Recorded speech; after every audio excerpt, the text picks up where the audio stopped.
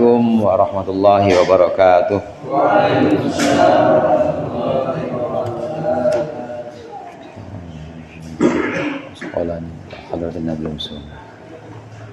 Al-Fatihah. Bismillahirrahmanirrahim. Alhamdulillah. Iyyaka na'budu wa iyyaka nasta'in. Ihdinas siratal mustaqim. Siratal ladzina an'amta 'alaihim ghairil maghdubi 'alaihim waladdallin. Amin. Alhamdulillah wassalatu wassalamu ala sayyidina maulana Muhammadir Rasulillah wa ala alihi wa sahabatihi wa man tabi'a sunnatahu wa jama'atah min yaumina hadza ila yaumil ba'tsi wan nahdah. Amma ba'd, fa inna ahsanal hadithi kitabullah wa khairal hadi hadi Muhammadin sallallahu alaihi wasallam wa syarrul umuri muhdatsatuha wa kullu muhdatsatin bid'ah wa kullu bid'atin dhalalah. Segenap jamaah mushola al-jihad, para sesepuh dan orang tua, para ustaz, hadirin sekalian, bapak-bapak yang dirahmati oleh Allah. Alhamdulillah, malam hari ini kita melanjutkan kembali pengajian rutin kita, mengaji kitab Nasaihul Ibad. Mudah-mudahan apa yang akan kita bahas menjadi ilmu yang bermanfaat di dunia wal akhirah. Amin ya rabbal alamin. Kita sampai pada maqalah yang ke-6 yang akan kita baca di halaman 21. Qala al-muallifu rahimahullah wa nafa'ana bihi wa bi'ulumihi fid dharaini amin. Wal maqalatu sadisatu an Aliyin radhiyallahu anhu. Maqalah yang ke-6 dari Sayyidina Ali radhiyallahu anhu, wa karrama wajhahu, dan semoga Allah memuliakan wajahnya. Man kana fi talabil ilmi, barang siapa yang ada dalam menuntut ilmu, kanat al jannatu fi talabihi, maka jadilah surga dalam pencariannya.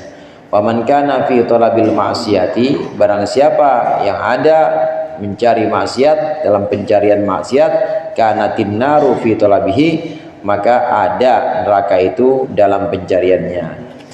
Ini maqalah yang ke-6. Maqalah yang ke-5 kemarin maqalah dari Sayyidina Utsman bin Affan. Sayyidina Utsman bin Affan pada maqalah yang ke-5 kemarin mengatakan bahwa keprihatinan kita, kesedihan kita hendaknya ini keprihatinan dan kesedihan untuk akhirat. Jangan sedih, jangan prihatin untuk dunia. Karena keprihatinan atau kesedihan karena dunia ini membuat hati kita gelap. Lagi pula saudara, dunia itu sudah dijamin dan sudah Allah tetapkan sesuai dengan takdir Allah. Nggak bakal ketuker rezeki kita, nggak bakal ketuker. Kalau memang sudah Allah tetapkan, sebulan ya cuma 2M. Amin wah. Sebulan cuma 2M, nggak bakal ketukar buat orang lain, pasti buat kita. Kalau memang sudah Allah tetapkan, memang seminggu ya kerja dari sana ke sini, pindah kerjaan, ada proyek di sana, ada proyek di sini. Kalau memang seminggu sudah Allah tetapkan, ya seminggu cuma 200.000 atau seminggu cuma 500.000, ya udah begitu, nggak bakal ketukar. Nanti kita cari jalan yang lain. Apalagi salah-salah sampai cari jalan yang kurang halal, jangan. Karena tidak akan mengubah apa yang sudah Allah tetapkan. Itu yang namanya dunia sudah Allah jamin. Justru yang belum dijamin hadirin itu akhirat. Kalau dunia dijamin, kalau akhirat keselamatan kita ini belum dijamin. Enggak ada yang menjamin keselamatan kita nanti di akhirat. Tapi kalau dunia jangan khawatir, Allah jamin. Semut aja ada makanannya. Ikan yang di laut segitu banyaknya, makhluk hidup di laut semuanya nggak ada yang ketukar makanannya. Semua Allah jamin rizkinya, anak-anaknya, induk ayam sama anak-anaknya, burung sama anak-anaknya, yang piyik-piyik itu semua Allah jamin dan tidak akan Allah terlantarkan rizkinya, makannya itu nggak bakal Allah terlantarkan. Jaminan itu kalau dunia mah. Justru yang belum dijamin keselamatan kita. Allah nggak menjamin keselamatan kita di akhirat nanti. Oleh karenanya yang kudu kita kejar adalah akhirat. Gimana caranya? Ya fokuskan diri kita untuk ibadah, baik ibadahnya bentuk ibadah mahdhah seperti sholat maupun ibadah ghair mahdhah seperti cari kerja tapi lillahi ta'ala, cari rezeki tapi lillahi ta'ala, pergi ngaji ibadah juga, fokuskan semua karena Allah Ta'ala maka akan jadi ibadah. Ini hubungannya dengan makalah yang kelima ini. Maka Sayyidina Ali termasuk diantaranya ngaji itu adalah ibadah. Kata Sayyidina Ali di sini, sebutkan oleh Sayyidina Ali, barang siapa yang ada dalam penuntut ilmu, ada dalam mencari ilmu, artinya dia belajar seminggu sekali atau seminggu 2 kali, emang dia niatin terus, nggak putus dari malam Rebo ke malam Rebo, selesai malam Rebo sambil ngopi di depan, ada niat lagi besok malam Rebo ngaji lagi terus disambung malam Rebo gitu, malam Rebo depan selesai niat lagi dia besok malam Rebo sambung ngaji lagi, nggak ada niatan putus, dalam hati ada niat terus ngaji, maka itu dia dalam perjalanan menuntut ilmu. Apalagi santri, apalagi yang mondok. Saya yakin bapak-bapak nggak ada yang mau mondok sini ya. saya bayarin yang bulanannya saya kirim. Apalagi yang mondok, para santri itu yang menuntut ilmu, sama halnya orang yang mencari surga. Orang yang mencari ilmu ini sama halnya dengan orang yang mencari surga. Sebaliknya orang yang mencari maksiat, maka sama halnya dia mencari neraka. Ini pengertian pertama yang juga sama dengan yang disebutkan di sini, sama dengan yang disebutkan di terjemah di sini. Barang siapa yang mencari ilmu yang bermanfaat, maka surga ada di pencariannya. Artinya sama aja dia mencari surga. Barang siapa mencari maksiat, maka neraka ada di pencariannya. Itu pengertian pertama, berarti sama saja dia mencari neraka. Orang yang cari maksiat sama aja cari neraka. Orang yang cari ilmu yang bermanfaat sama aja cari surga. Itu pengertian pertama. Ada pengertian lain. Pengertian lain di sini, man kana fi talabil ilmi, barang siapa mencari ilmu, kanatil jannatu fi talabihi, maka surga mencarinya. Barang siapa yang mencari ilmu yang bermanfaat, maka surga mencarinya. Barang siapa yang mencari maksiat, maka neraka mencari dia. Itu pengertian yang kedua. Jadi bukan kita nuntut ilmu, kita nyari surga, bukan, tapi surga yang kangen sama kita, surga yang rindu kawan sama kita dan nyariin. Mana ini ya yang biasa di pojok musola jihad dicari, cuma saya sampai sekarang belum ketemu surga ya. Belum ada yang datang sini surganya. Tapi memang surga seperti itu. Satu riwayat lain Rasulullah mengatakan, al jannatu mushtaqatun ila arba'atin nafarin. Surga itu rindu kepada 4 golongan orang. Talil Quran, diantaranya orang yang baca Quran, orang yang memberikan makan orang lapar, mut'imul ji'an, orang yang berpuasa, shaimi Ramadan, dan orang yang bangun malam, qaimun billail wan nasu niyam, orang-orang pada tidur. Ini sifat-sifat yang disebutkan di sini, yang disebutkan di riwayat, dalam riwayat hadis barusan, bahwa surga itu rindu, surga itu kangen kepada orang yang baca Quran. Itu kan berarti surga memang makhluk surga, dan punya sifat seperti kita, punya sifat seperti manusia. Dia rindu kepada orang-orang yang baca Quran, dia rindu kepada orang yang puasa Ramadan, dan memang punya sifat seperti itu. Nah, pengertian yang kedua di sini bisa punya arti bahwa orang yang mencari ilmu itu dicari sama surga. Bukan kita yang nuntut pengen masuk surga, bukan surga yang pengen ketemu sama kita. Enak nggak tuh saudara? Mudah-mudahan kita termasuk itu, amin. Tapi orang yang mencari maksiat, orang udah nggak ada, maksiatnya udah nggak ada, tapi dia masih cari-cari aja, dia usahain cari temen, dia cari masa supaya bisa balik lagi kayak dulu. Yang mencari-cari maksiat, maka neraka nyariin dia. Neraka ngejar-ngejar dia, entah mana nih orang ini, mana orang ini. Punya sifat seperti itu. Surga punya sifat seperti manusia, rindu, pengen memeluk dan pengen segera bertemu dengan orang-orang yang memang ahlul jannah, yang memang penghuninya. Neraka juga begitu, saudara. Neraka juga punya sifat seperti manusia. Jadi kalau melihat orang maksiat itu bawaannya pengen diuber aja sama neraka. Kalau boleh sekarang aja deh. Itu neraka. Gemes kalau melihat orang maksiat. Jadi orang yang mencari maksiat, neraka nyariin dia. Ini senada dengan yang disampaikan di ayat Al-Quran.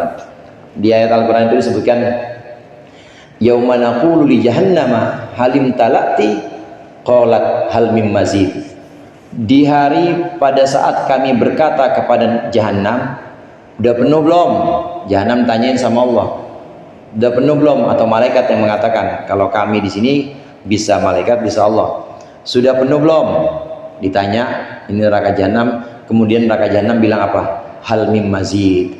Ada tambahan lagi ya Allah. Sini saya gemes saya sama orang-orang maksiat. Saya gemes, gedek banget sama orang-orang yang melakukan maksiat. Sini, masukin lagi ya Allah. Itu maksudnya surga, maksudnya neraka, cari-cari dia. Jadi orang yang mencari ilmu seperti kita, hujan-hujan, belain, becek-becek, tetap datang. Ini surga nyariin kita nanti. Amin. Tapi jangan kelompok yang kedua. Kelompok yang kedua, orang yang cari maksiat, udah ketahuan temennya udah pada mati semua, yang maksiat-maksiat udah nggak ada yang ngajakin dia, tapi masih cari aja. Orang ngaji diajakin supaya jadi temennya dia gitu, nyari masa. Orang lagi nggak nganggur diajakin sama dia, maka neraka nyari dia itu. Nauzubillah. Ini pengertian kedua. Nah, kemudian dijelaskan oleh Syekh Nawawi Banten, apa yang dimaksud dengan mencari ilmu di sini, ilmu yang seperti apa? Aiman ishtaghala bil ilmin nafi'i la yajuzu lil balighi al aqili jahluhu. Barang siapa yang mencari ilmu bermanfaat, ilmu yang bermanfaat yang tidak boleh yang tidak boleh bagi seorang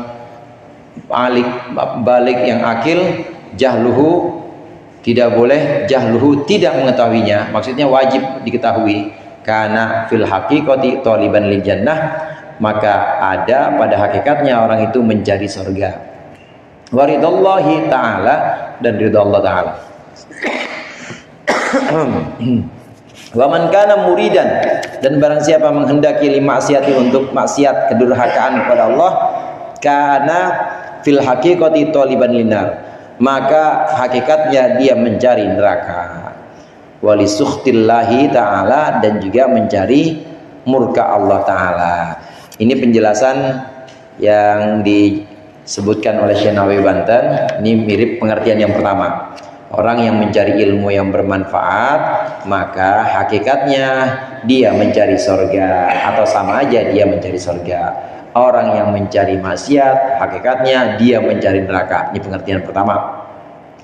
Nah, kemudian disebutkan di sini ilmu yang bermanfaat yang dimaksud itu apa? Ilmu yang bermanfaat adalah ilmu yang wajib diketahui untuk setiap orang. Wajib itu bahasa lainnya fardu, Bapak-bapak. Wajib itu bahasa lainnya fardu. Fardu ada fardu ain, ada fardu kifayah. Maka ilmu yang wajib tentunya yang pertama kali adalah ilmu yang fardu ain, yang wajib kita pelajari. Kenapa wajib? Karena itu mendukung, menentukan sah tidaknya ibadah kita. Dengan ilmu itu, maka ibadah kita, cara kita menyembah Allah ini bisa sempurna. Jadi seperti apa contohnya? Ilmu tentang wudhu, karena wudhu adalah kuncinya sholat. Ilmu tentang sholat, ilmu baca Al-Quran, diantaranya khusus baca Fatihah, makhorijul hurufnya, tasdid-tasdidnya wajib, terutama sebatas Fatihah. Kemudian mengucapkan Allahu Akbar. Allahu Akbar itu wajib, takbiratul ihram.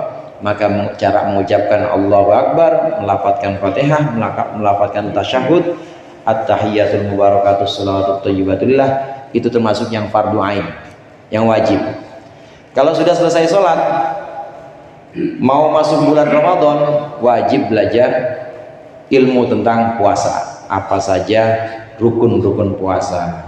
Itu yang dimaksud dengan fardu ain, ilmu yang yang wajib kita ketahui, yang wajib kita cari untuk menyempurnakan ibadah-ibadah fardu kita yang fardu ain. Nah, selain itu, yang fardu ain bukan cuma ibadah-ibadah zahir saja. Yang fardu ain bisa juga ibadah hati. Kalau ibadah fardu ain yang tadi saya contohkan, puasa, ada waktunya nggak puasa wajib, Pak? Bulan apa tuh? Bulan Ramadan. Maka wajibnya orang yang belum pernah belajar nih, dia wajib belajar ilmu tentang puasa nanti pas menjelang Ramadan. Orang yang belum pernah sholat misalnya, tapi syahadat mah udah, orang waktu itu disuruh jadi saksi, dia suruh syahadat tapi gak pernah sholat. Nah, pengen dia sholat dan tobat, dia pengen sholat, maka wajib belajar sholat. Itu menjadi fardu ain ketika sudah masuk waktu sholat. Dia pengen taubat nih, maka pertama kali ilmu tentang wudhu dan ilmu tentang sholat isya, karena yang paling dekat adalah sholat isya ntar. Jadi ada waktunya nggak tuh, Pak? Ada waktunya. Zakat juga begitu. Zakat wajibnya kalau udah memenuhi syarat wajib zakat, ya kaya, artinya mencapai nisab kekayaannya, kemudian sudah kepemilikan 1 tahun haul. Nah, kalau belum kaya, belum sampai nisab juga, ya belum wajib zakat. Jadi wajib nggak belajar ilmu zakat? Belum wajib. Jadi ada waktu-waktunya. Ini yang ibadah-ibadah zahir atau ibadah-ibadah kelihatan badan. Ada ibadah-ibadah batin, ibadah hati. Ibadah hati ini tidak terikat waktu, saudara. Tidak terikat waktu. Nggak terikat waktunya itu nanti habis matahari tergelincir di barat.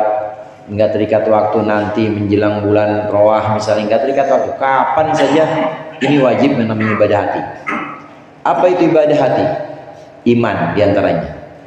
Ibadah hati, iman. Ilmu tentang iman ini adanya dalam pelajaran akidah atau tauhid. Kita iman, kita yakin dan percaya bahwa tidak ada Tuhan selain Allah. Allah Maha Sempurna, memiliki sifat-sifat wajib, wujud qidam baqo. Kemudian kita yakin, kita iman bahwa Allah juga punya sifat sempurna dalam Asmaul Husna, Rahman, Rahim, semua ini wajib, semuanya wajib nih. Dan keyakinan itu harus tertancap dalam hati dan wajib saat itu juga, kapanpun, nggak terikat waktu, itu wajib. Apalagi ilmu hati selain iman, yaitu ilmu tentang perilaku-perilaku buruk dari hati yang perlu kita kenal. Perilaku buruk dari hati yang perlu kita kenal antara lain ria, pamer, ibadah, sholat atau puasa harusnya kita doang yang tahu sama Allah. Ini enggak dilemes-lemesin jalannya, ada tiang listrik dia gelendotan, apa bang? Puasa gua. Puasa biar kelihatan sama orang. Terus sodako, ria juga misalnya, tahu kalau itu sodako karena Allah, tapi pengen banget dilihat sama DKM, pengen banget dilihat sama tetangganya, namanya ria. Keinginan untuk menunjukkan amal ibadah dalam hati, ada keinginan itu, bukan menunjukkan kepada Allah tapi menunjukkan kepada manusia, maka namanya ria. Ujub atau bangga diri, ngaca, spion orang pakai ngaca mulu, gua doang kayaknya yang ganteng nih, nanti sampai ini toilet umum dia ngaca lagi, gua udah ganteng, pinter lagi gua. Dia ngomong sendiri sama diri sendiri, ujub itu namanya, ini penyakit hati. Terus dengki atau hasud atau dengki, dia nggak suka kalau orang dapat nikmat Allah, orang cium tangan bolak-balik sama Ustadz Anu, dia yang keki lah, Ustadz begitu sih di bolak-balik ciumin, pinteran juga gua. Nah, dalam hati ada begitu, namanya dengki. Mengenal sifat-sifat hati yang seperti ini, kemudian mengikisnya, caranya untuk mengikis dan menghilangkannya, ini ilmu hati yang sifatnya fardu ain juga. bahkan tidak terikat waktu belajarnya. Setiap saat ini kita wajib. Ketika kita ada kondisi seperti itu, kemudian kita mengenal lagi, kita tahu, oh ini namanya takabur, oh ini namanya sum'ah, pengen didengar orang. Langsung kita buru-buru istighfar, astagfirullahaladzim. Langsung buru-buru kita melihat bahwa diri kita kotor, ibadah kita kurang, banyak cacatnya. Nah, mengetahui ilmu-ilmu seperti ini juga fardu. Namanya ilmu hati, fardu ain juga. Ilmu hati maupun ilmu badan atau syariat zahir yang tadi saya maksud, dua-duanya ini adalah ilmu yang bermanfaat.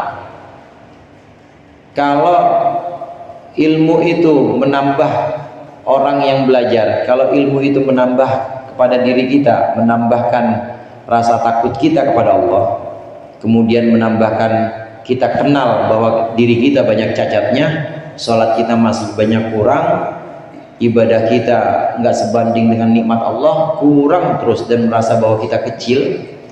Kalau ilmu itu mengantarkan kita kepada ibadah dan juga mengantarkan hati kita untuk terus merasa kecil di hadapan Allah, merasa banyak aibnya.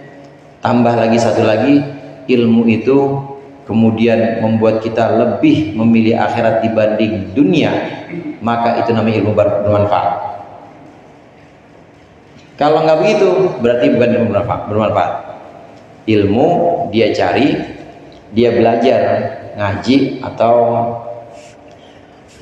diskusi atau kajian atau apalah itu namanya, dia cari, tapi bukan menambahkan dirinya itu makin kecil di hadapan Allah, tapi merasa bukan menambahkan rasa kecil dan banyak kurang dalam dirinya, tapi ngerasa bahwa gua doang nih yang sholatnya gua kayak begini mah gua, yang paling sunnah ya gua, yang paling ngikutin sunnah Nabi ya gua. Celana ada dicingkrangin, terus jidat ada ditemin, merasa bahwa diri paling sunnah, merasa bahwa diri ini paling mendekati Nabi Muhammad, ada perasaan begitu, maka ilmu begitu berarti bukan ilmu yang bermanfaat. Kenapa? Karena bukan mengenal, makin mengenal diri bahwa diri ini penuh cacat, tapi justru muncul ujub tadi, bangga diri. Ilmu yang bermanfaat itu ilmu yang menuntun kita ibadah, baik ibadah zahir maupun batin, ibadah zahir ataupun ibadah hati. Kemudian ilmu yang menambahkan kita takut kepada Allah, makin takut kita kepada Allah, dan ilmu yang makin membuat kita ini memilih akhirat dibanding dunia, itu ilmu yang manfaat. Kalau ilmu justru dengan ilmunya ngumpulin dunia, ngumpulin, ambil, kalau nggak 17 juta masih nggak datang, nggak mau saya. Berani berapa emang ente bayar saya? Kalau masih mengumpulkan ilmu atau menyebarkan ilmu hanya untuk tujuan dunia, bukan akhirat, maka namanya ilmu yang gak bermanfaat yang begitu. Jadi ilmu yang bermanfaat itu dalam pencarian, ada orang mencari ilmu yang bermanfaat, maka sorga nyari dia, jamin. Barang siapa orang yang mencari ilmu yang bermanfaat, tapi ya, kalau ada orang nyari ilmu yang bukan nggak bermanfaat tapi buat bangga-banggaan, sorga nggak nyariin dia, malah salah-salah neraka yang nyariin dia. Kenapa? Karena tujuannya bukan Allah, tujuannya bukan akhirat, tujuannya buat dunia. Dunia itu apa? Ya disanjung atau dielulukan. Tujuannya itu apa? Ya harta, dunia, segala macam. Maka bukan surga yang merindukannya, malah salah-salah neraka yang nyari-nyariin dia. Mana nih orang nih? Gue cariin kan neraka. Gemes banget gue, orang ilmu buat mendekat kepada Allah, mendekat kepada akhirat, tapi dia pakai buat jauh kepada Allah, malah dekatnya sama makhluk, dekat sama followers, dekat sama fans-fansnya, atau lebih memilih popularitas, atau lebih memilih banyak fans dibanding memilih Allah. Namanya ilmu yang tidak bermanfaat. Orang yang mencari ilmu yang bermanfaat, sekali lagi surga rindu kepada dia. Kemudian orang yang mencari maksiat sebaliknya, orang yang mencari maksiat, neraka mencari dia, cariin sama neraka kemana aja, sayang aja belum waktunya.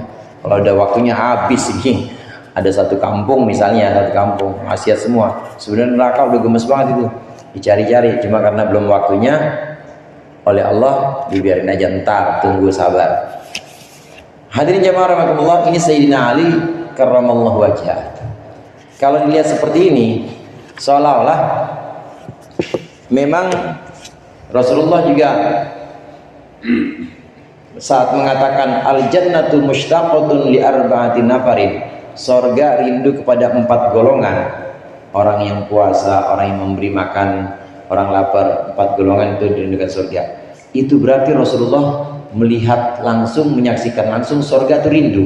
Ngomong sama halnya juga dengan Sayyidina Ali. Kalau Sayyidina Ali mengatakan ini, man kana fi thalabil ilmi kanatil jannatu fi thalabih.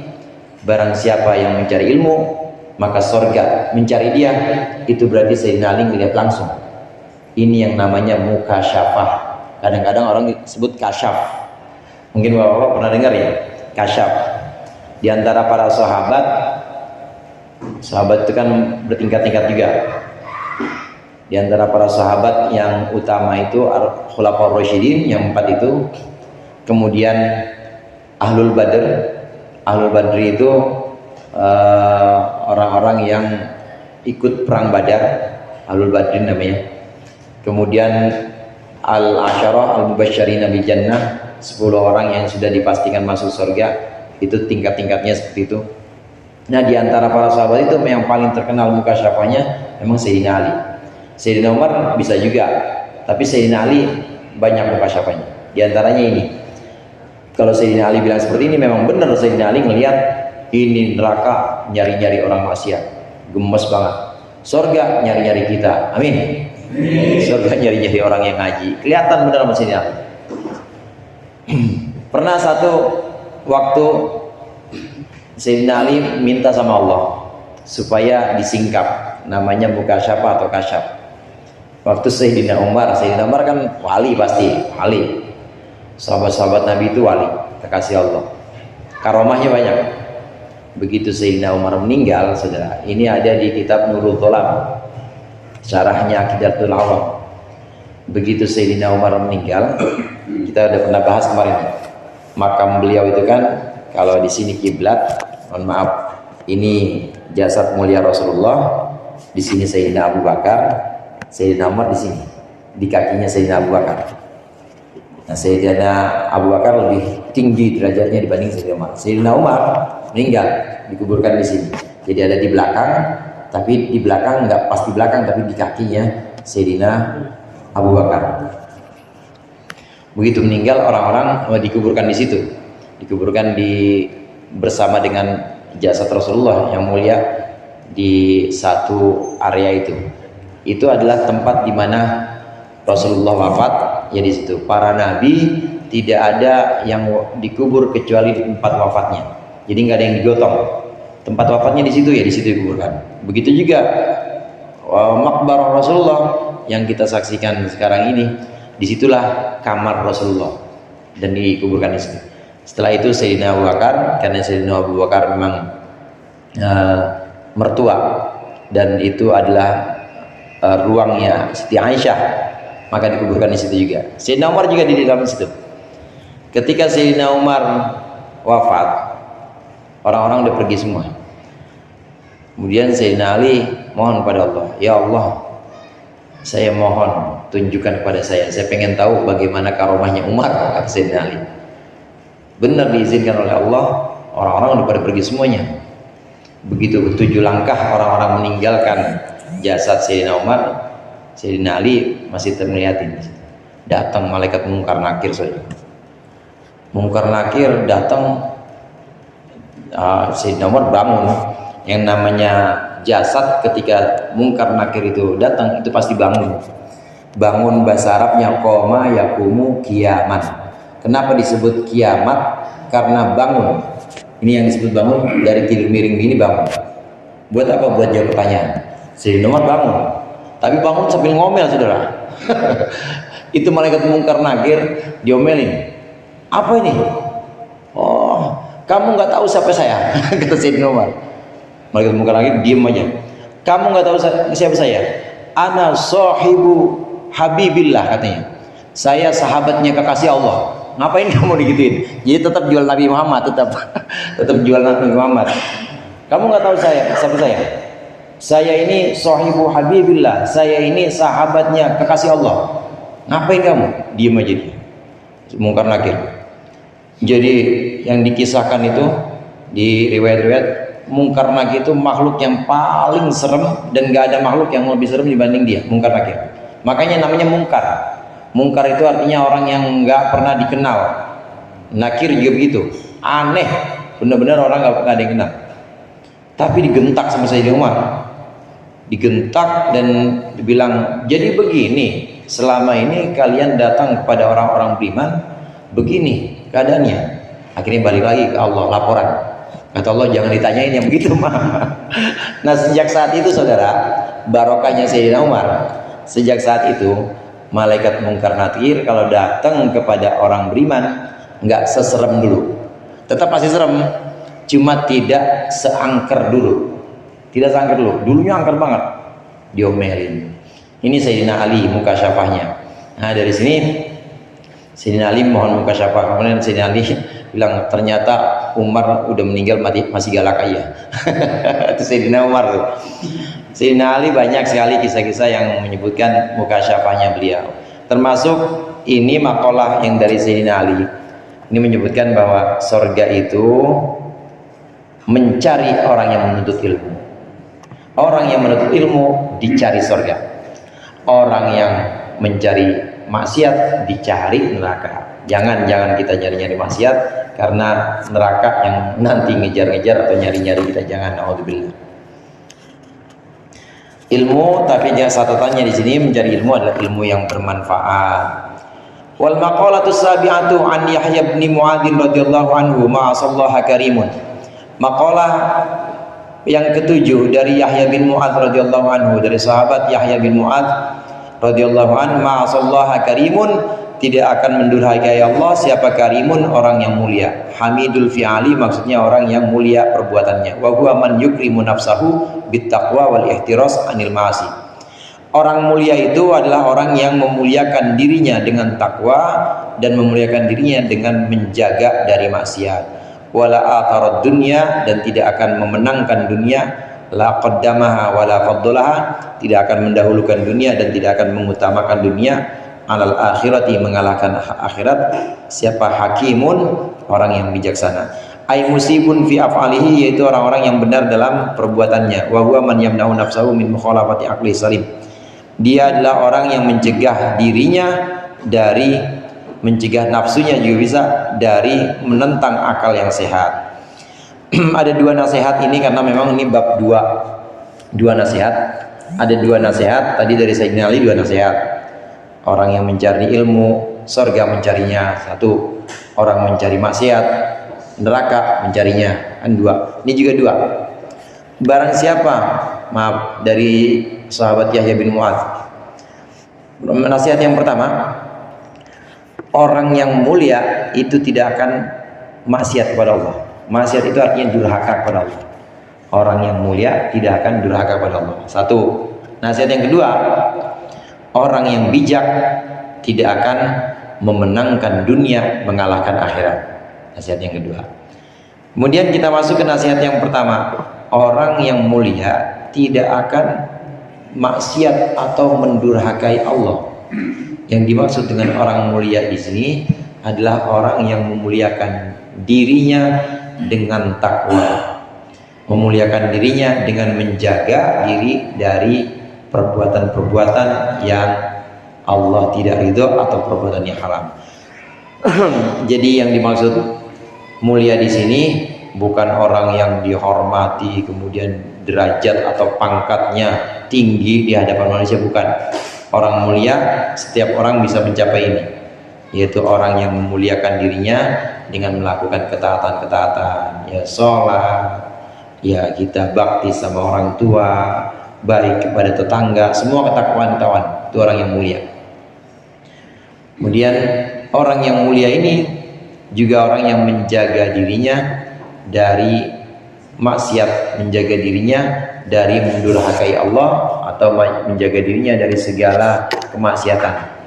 Nah, orang yang memang menjaga dirinya atau memuliakan dirinya, maka tidak akan maksiat kepada Allah. Kenapa dia nggak bakal maksiat kepada Allah? Karena dia memuliakan dirinya supaya dirinya ini bisa nanti pulang kepada Allah, diterima oleh Allah dengan bekal ibadah dan juga dengan menjauhi maksiat. Ada hakim. Hakim di sini disebut musibun fi af'ali. Hakim ini adalah orang bijaksana. Orang yang perbuatannya ini sesuai dengan perkataannya. Jadi kalau dia bilang A, maka dia A. Kalau dia bilang sholat tahajud, dia tahajud. Tapi kalau dia bilang dia nggak tahajud, memang dia nggak tahajud. Tapi ibadahnya diganti yang lain. Apa? Kalau dia bilang ngopi itu ibadah dan tawa-tawa sambil mensyukuri nikmat banget lidah, nikmat banget nafas, nikmat banget kumpul bareng sama saudara. Kalau dia bilang seperti itu, emang dia ibadahnya seperti itu, maka itu benar seperti itu. Hakim. Itu hakim artinya orang yang perkataannya benar. Jadi bukan orang yang bertentangan antara ucapan dengan perkataannya. Dia bilang jangan bertengkar, jangan berselisih, tapi dia menanamkan perselisihan. Enggak seperti itu. Nah, hakim di sini oleh Syekh Nawawi Banten disebutkan orang yang mencegah nafsunya menentang akal sehat. Akal sehat itu hadirin selalu mengutamakan keselamatan. Itu akal sehat pasti mengutamakan keselamatan. Contoh begini, kalau orang makan banyak, yang dia makan itu gaji mulu, gaji, lemak, ya, minyak, goreng-gorengan gitu. Itu kalau cara nafsu kan pengennya sekarang enak banget ya, enak sekarang, mana pakai sambal, hujan-hujan lagi, semuanya dimakan. Kalau nafsu pengennya sih begitu. Tapi akal yang sehat ini bisa ngeliat ke depan. Akal yang sehat bisa ngeliat ke depan. Gua kemarin habis makan sate pada sakit badan ya. Udah gua enggak. Ini akal begini, milih yang selamat. Orang yang bijak itu adalah orang yang menjaga dirinya dari menentang akal sehat. Akal, karena akal sehat bisa melihat ke depan. Dan akal sehat itu tidak hanya mencari kesenangan sesaat. Beda sama nafsu. Kalau nafsu kesenangan sekarang. Tapi kalau akal, dia bisa melihat ke depan. Ke depan baik nggak buat saya? Selamat nggak saya ke depan? Lebih jauh lagi hadirin, akal yang dituntun oleh agama, akal yang dituntun oleh Islam, ini diajarkan juga untuk mengenal hidup yang lebih jauh, yaitu yang namanya akhirat, dituntun oleh Islam. Kalau di dunia aja akal bisa mempersepsi atau mengenal kebahagiaan, mengenal keabadian, mengenal sesuatu yang baik, maka akal juga bisa mengenal akhirat dengan tuntunan agama. Agama yang menuntun akal, maka akal akan mengenal kehidupan nanti yang disebut dengan kehidupan akhirat. Orang yang bijak, yang dia akalnya menuntun hawa nafsunya sehingga dia mengikuti akalnya, maka dia tidak akan memenangkan akhirat, memenangkan dunia atas akhirat, nggak akan. Karena akal itu bisa melihat yang lebih jauh, yaitu melihat akhirat. Makin tinggi akal seseorang, makin jauh pandangannya. Anak kita yang umur 6 tahun misalnya, kira-kira bisa nggak kita buat planning 10 ke depan? Tom, enggak, bukan kita yang bikin dah 10 ke depan pengen jadi apa? Baru 6 tahun, bisa nggak kira-kira? Nggak bisa. Nanti makin dewasa lagi bisa. Udah usia 20 tahun, udah lulus kuliah misalnya, dia punya. Makin jauh yang bisa dia capai, ini akal. Nah, makin sempurna akal seseorang, apalagi ditambah dengan keimanan, tambah dengan agama, maka dia bukan hanya bisa melihat 10 tahun, dia bisa melihat yang sesudah kematian. Itu akal. Nah, orang yang berakal itu adalah orang yang bijaksana. Nah, orang yang bijaksana pasti tidak akan memenangkan dunia, sementara ini mengalahkan akhirat tidak akan. Dia pasti akan memenangkan akhirat dan mengalahkan dunia. Wal maqalatu tsaminatu 'anil a'masyi wallahu a'lam bishawab. Mudah-mudahan bermanfaat. Lebih kurangnya mohon maaf. Wallahul muwaffiq ila aqwamit thoriq. Assalamualaikum warahmatullahi wabarakatuh. Waalaikumsalam.